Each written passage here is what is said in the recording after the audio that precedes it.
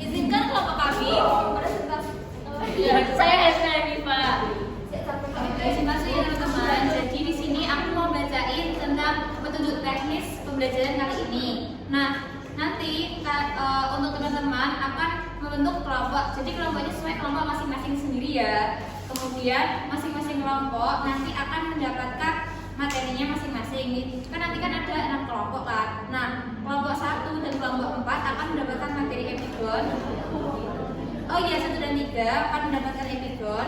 Kelompok 2 dan 5 mendapatkan plagiat. Kelompok 4 dan 6 akan mendapatkan terjemahan sastra. Kemudian setiap kelompok akan diberikan kertas warna kertas buram, lalu membuat 3 pertanyaan dalam waktu 15 menit. Untuk soalnya nanti tidak boleh sama dengan kelompok lain ya. Sebisa mungkin tidak boleh sama. Untuk referensi soal itu bisa dari materi yang sudah kami share atau bisa dari internet. Kemudian 3 pertanyaan tadi itu ditukarkan ke kelompok lain secara acak. Jika sudah mendapatkan, nanti kalian akan harus menjawabnya. Jadi kalian nanti buat 3 soal dalam waktu 15 menit. Sudah, karena itu referensi soalnya bisa dari materi, bisa dari internet. Kalau udah buat soal, itu nanti soalnya ditukar sama kelompok lain. Kalau udah dikerjain, selesai menjawab itu nanti kelompok tersebut yang menjawab pertanyaan tadi akan melakukan presentasi dan membuatkan jargon terunik. Jadi nanti kalian buat masing-masing buat jargon yang paling semangat, paling ceria, paling oke itu serah.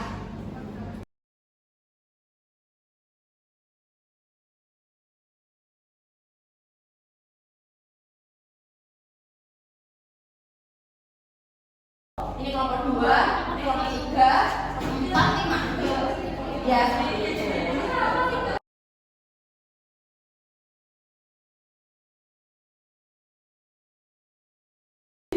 Say hi dong.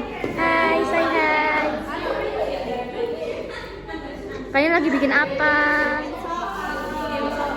Semangat ya. Hai. Hai. Say hi semua, say hi. Hai. Kalian dapat apa? Dapat yang plagiat. Oke, semangat. Kalian kok dapat apa, guys? Lucu banget, gemes. Kalian dapat apa, guys?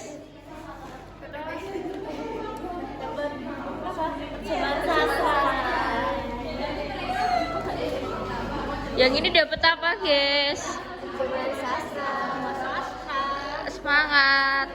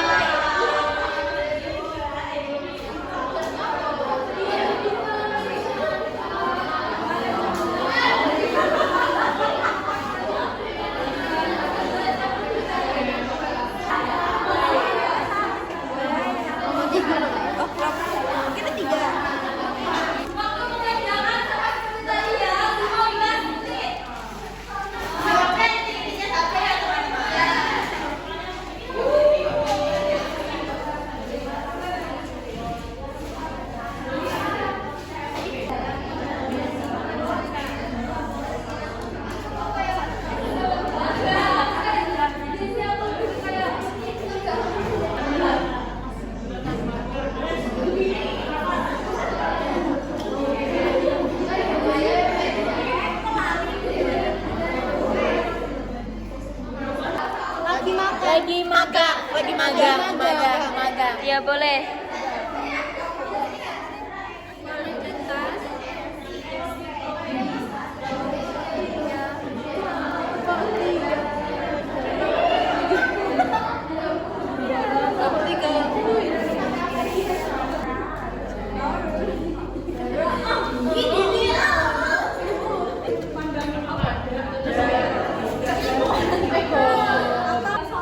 Yaitu etimologi sejarah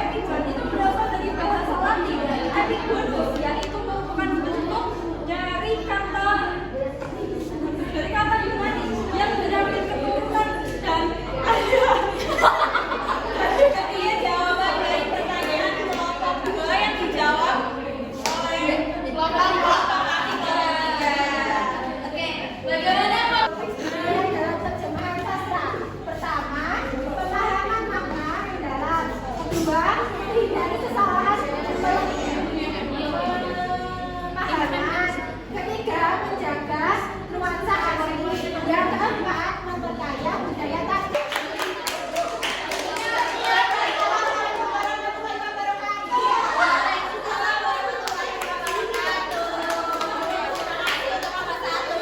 Selanjutnya ada lagi yang ingin maju ke depan untuk menyaksikan. Oke, kelompok 2 silakan maju. Yang ini jawabannya adalah A. Resapin, fleksibilitas penampilan dari kelompok 3. Dari nomor 1, pertanyaannya sebutkan peraturan di undang-undangan yang mengatur plagiarisme. Jawabannya yang pertama ada pasal 380 Kitab Undang-Undang Hukum Pidana Tahun 2000. Waalaikumsalam warahmatullahi wabarakatuh. Jadi kita di sini dari kelompok 5 akan mempresentasikan soal dari kelompok 6. Yang pertama, soalnya apa itu terjemahan sastra? Jawabannya, sastra adalah proses penerjemahan karya sastra seperti novel, puisi, drama, esai, dan cerita pendek dari satu bahasa ke bahasa yang lain. Apakah benar? Benar. Selanjutnya, nomor 2, apa? Assalamualaikum warahmatullahi wabarakatuh. Waalaikumsalam warahmatullahi wabarakatuh.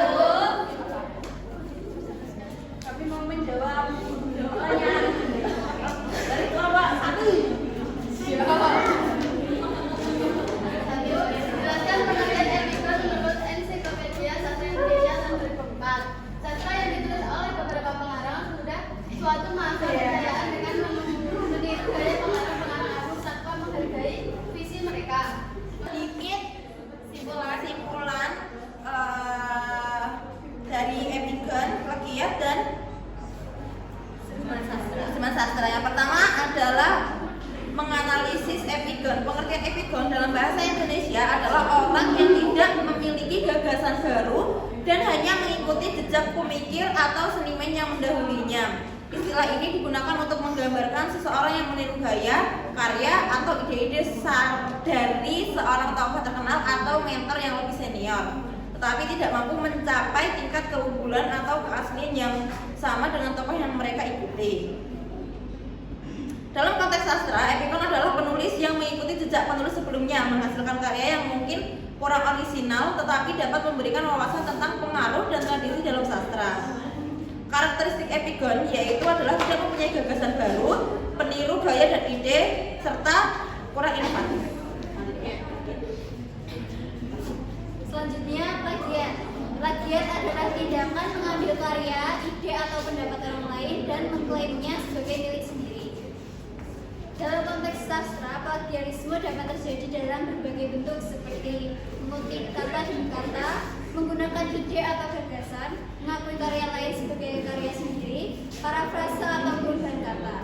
Jenis plagiarisme yang umum ditemukan itu yang pertama plagiat ide, 2 plagiat kata demi kata, 3 plagiat sumber, 4 plagiat kepengarangan, 5 plagiarisme verbalatif. Selanjutnya terjemahan sastra. Terjemahan sastra adalah proses pengalihan teks sastra dari satu bahasa ke bahasa yang lain dengan tujuan untuk mempertahankan makna, gaya, dan keindahan karya asli. Proses ini tidak hanya melibatkan penerjemahan kata demi kata, tetapi juga mempertimbangkan konteks budaya, estetika, dan nuansa yang terkandung dalam teks tersebut. Ciri-ciri terjemahan sastra: yang pertama, penghargaan terhadap estetika, kedua, kesesuaian budaya, ketiga, transformasi makna, keempat, kreativitas penerjemah.